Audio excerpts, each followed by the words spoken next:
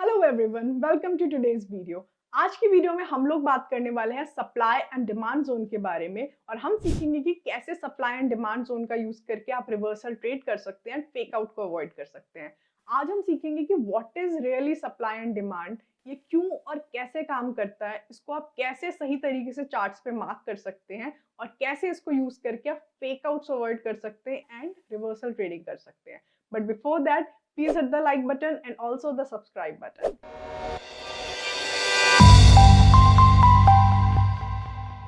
चलिए चार्ट्स के साथ ही हम लोग शुरू करते हैं।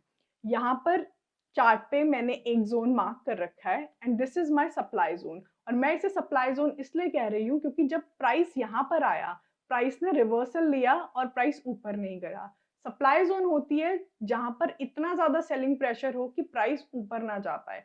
देखो ट्रेडिंग में ना सब कुछ डिमांड एंड सप्लाई से ही चलता है। जिस स्टॉक में डिमांड ज्यादा है उसका प्राइस ऊपर जाता है और जिसमें डिमांड कम है उसमें प्राइस नीचे जाता है। तो यहाँ पर भी यही हुआ, यहाँ पर सप्लाई ज्यादा थी तो प्राइस नीचे चला गया। अगेन मैंने यहाँ पे एक और सप्लाई जोन ड्रॉ किया है। यहाँ पर अगेन मैंने एक बहुत मैसिव मूव देखा।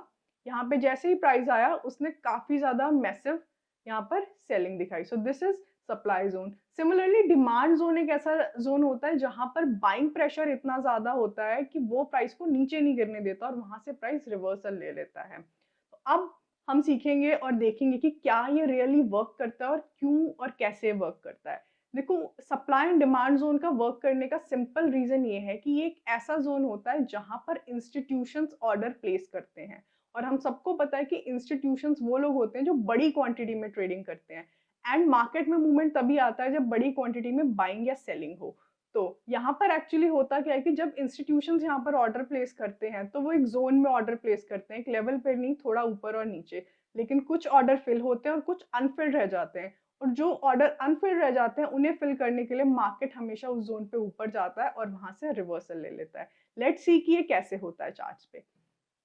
This is a supply zone, this is a supply zone. देखते हैं आगे जाके क्या हमारे जो स्टॉक है वहां उसने रिवर्सल लिया उस जोन से नहीं लिया। तो आप देख सकते हैं कि यहाँ पे प्राइस नीचे गया, just consolidating moving in a range. And जब वो दोबारा इस सप्लाई जोन में आया तो मार्केट ने बहुत ही शार्प डाउन मूव दिया।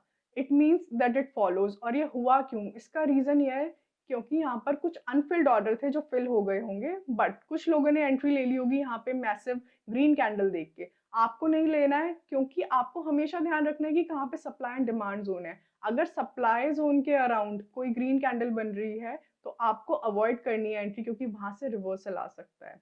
नेक्स्ट अब हमने देखा कि इस जोन को वॉयलेट करके मार्केट ऊपर चला गया। तो अब ये जो सप्लाई जोन है जहां से सेलिंग आ रही थी, it's no more a supply zone, now it has become a demand zone, क्योंकि यहाँ पर हमने बाइंग देख ली है। देखो जैसे सपोर्ट एंड रेजिस्टेंस के कंसेप्ट में होता है ना कि अगर सपोर्ट टूटा तो वो चीज रेजिस्टेंस की तरह एक्ट करता है वो पॉइंट, और अगर रेजिस्टेंस टूटा तो वो सपोर्ट की तरह एक्ट करने लगता है। सिमिलरली सप्लाई एंड डिमांड में होता है, अगर सप्लाई जोन ब्रेक हुआ वो डिमांड जोन की तरह एक्ट करेगा, डिमांड जोन ब्रेक हुआ तो सप्लाई जोन की तरह एक्ट करेगा। सो सिमिलरली यही हुआ, प्राइस ऊपर गया, यहाँ पर अगेन हमारा एक सप्लाई जोन था और यहाँ पे भी हमने देखा कि वही चीज फॉलो हुई। अब जो मैंने फेक आउट की बात करी थी वो आप ऐसे अवॉइड कर सकते हो। बहुत सारे ट्रेडर्स होंगे जो यहाँ पे मैसिव मूव देख के बाइंग कर लेंगे क्योंकि वो इस चीज का ध्यान नहीं रखेंगे कि यहाँ पर एक सप्लाई जोन है और वो कंफर्मेशन पर ही एंट्री ले। तो उस चीज को अवॉइड करने के लिए हमें आपको हमेशा ध्यान रखना है कि कहाँ पे सप्लाई एंड डिमांड जोन है and always draw it on your charts. जितने हायर टाइम फ्रेम पर आपका सप्लाई डिमांड जोन होगा उतना स्ट्रांग होगा और जितने लोअर टाइम फ्रेम पर होगा उतना वीक होगा। एंड स्ट्रांगली ये सबसे ज्यादा तब रिएक्ट करते हैं जब पहली बार टच हो। जैसे कि ये सप्लाई जोन हमने मार्क किया और ये उसके बाद पहली बार टच हुआ, तो इसका मतलब आपको सबसे ज्यादा स्ट्रांग रिएक्शन मिलेगा। सेकेंड या थर्ड टाइम भी मिल सकता है बट उतना स्ट्रांग नहीं होगा। अब मैंने आपको कहा था कि यहाँ पर डिमांड जोन बन गया, तो हमने क्या देखा कि मल्टीपल टाइम यहाँ पर स्टॉक ने सपोर्ट लिया है। So this is the beauty of supply and demand zone. अगर आपने एक बार इनको ड्रॉ करना और यूज करना सीख लिया तो आप ये रिवर्सल ट्रेड्स को बहुत आसानी से कैप्चर कर सकते हो एंड फेक आउट्स को भी अवॉइड कर सकते हो। अब मैं आपको ड्रॉ करके दिखाऊंगी और बताऊंगी कि कैसे आप लोग अपने चार्ट्स पे इनको ड्रॉ कर सकते हो। So let's move on. हम यहाँ पर देखते हैं, आगे का चार्ट हम लोग नहीं देखेंगे बिकॉज वी डोंट, हम देखना चाहते हैं कि क्या इन जोन्स को रिस्पेक्ट करता है या मार्केट नहीं करता है। देखो, supply and demand zones mark करने से पहले आपको कुछ चीजों का खास ख्याल रखना है। पहली चीज, ये आप वहीं ड्रॉ करें जहां आप कोई बड़ा मूव या बड़ी कैंडल बनते हुए देखे, क्योंकि बड़ा मूव बड़ी कैंडल कब आती है, जब इंस्टीट्यूशनल लेवल पे एक्टिविटी हो। तो सबसे पहले हमें ढूंढना है कि कहाँ पर बड़ी कैंडल्स बन रही है। बड़ी कैंडल यहाँ पर है, but it is already marked as a supply zone.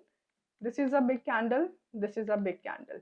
और उससे पहले आपको ये देखना है कि क्या उससे पहले हल्का सा बेस फॉर्मेशन हो रहा है। This is what I personally use. Base formation यानी कि छोटी छोटी कैंडल्स बन रही हैं क्या उससे पहले, उसका मतलब होता है कि वहां पे बाइंग एंड सेलिंग चल रही है, बट बैलेंस में चल रही है। और जब वो स्ट्रक्चर ब्रेक होता है, इसका मतलब होता है कि अब इम्बैलेंस क्रिएट हो गया है और सेलर्स भारी हैं। अगर नीचे गिर रही है मार्केट और अगर ऊपर जा रही है मार्केट, तो इसका मतलब ये है कि बायर्स हावी है मार्केट पे। तो देखते हैं, सबसे पहले हमने ये ढूंढ लिया कि कहाँ पर बिग कैंडल्स है, हमें देखना है उससे पहले कहाँ पर स्मॉल एक्टिविटी चल रही है और बेस फॉर्मेशन हो रहा है। Firstly around this zone I see की बहुत ही बड़ी कैंडल बनी है एंड यहाँ हल्का सा बेस बन रहा है। तो आपको जोन ड्रॉ करनी है। जोन ड्रॉ करने के वक्त आपको ध्यान देना है कि अगर आसपास कोई भी विक्स है तो वो कवर हो। आपको सिर्फ कैंडल की बॉडी पे ड्रॉ नहीं करना, आपको विक्स भी कवर करनी है। जैसे यहाँ पर एक विक इस साइड है और एक यहाँ पर अप साइड में विक है, तो मैं इनको कवर करके एक जोन ड्रॉ करूंगी। एंड जैसे जैसे आप मार्केट में आगे जाते रहेंगे, आप इसको एक्सटेंड करते रहेंगे। Now similarly this side I am seeing a base formation before a drop in the market, so I will draw a supply zone here and I will cover up till this candle's wick. This wick I'm talking about. I'll zoom in for you. This wick and also this wick, because fake outs आप ऐसे ही avoid कर पाओगे। अगर आप Vicks को छोड़ दोगे, इसका मतलब ये है कि you are not drawing the zones correctly. उसके बाद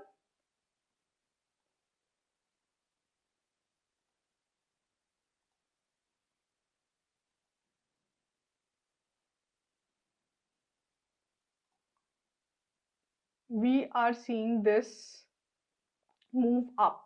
तो यहाँ से हमने देखा एक मैसिव मूव अप आया और यहाँ पर एक हल्का सा बेस फॉर्मेशन हुआ, दो कैंडल्स सिमिलर साइज की बनी। तो यहाँ पर हम एक अपना डिमांड जोन भी क्रिएट कर सकते हैं। So let's do it.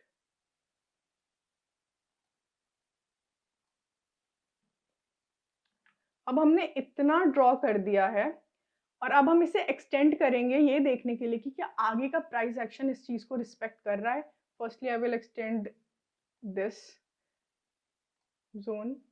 इस जोन तक तो अभी मार्केट आया ही नहीं है।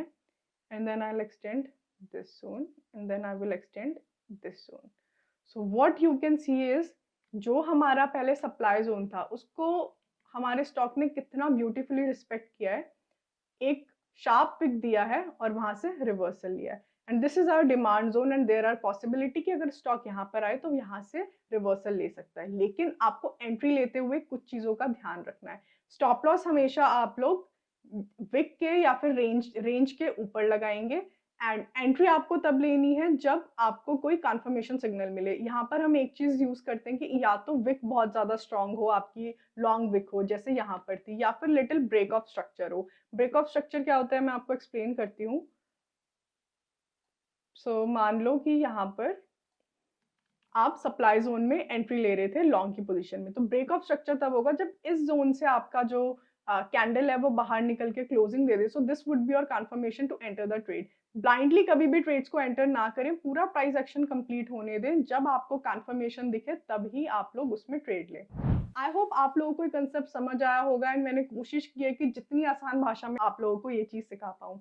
अगर आपको ये वीडियो वैल्यूएबल लगी then please tell me in the comments and also tell me what you want to watch next. मिलते हैं अगली वीडियो में एक और अच्छे कंसेप्ट के साथ। Till than happy trading.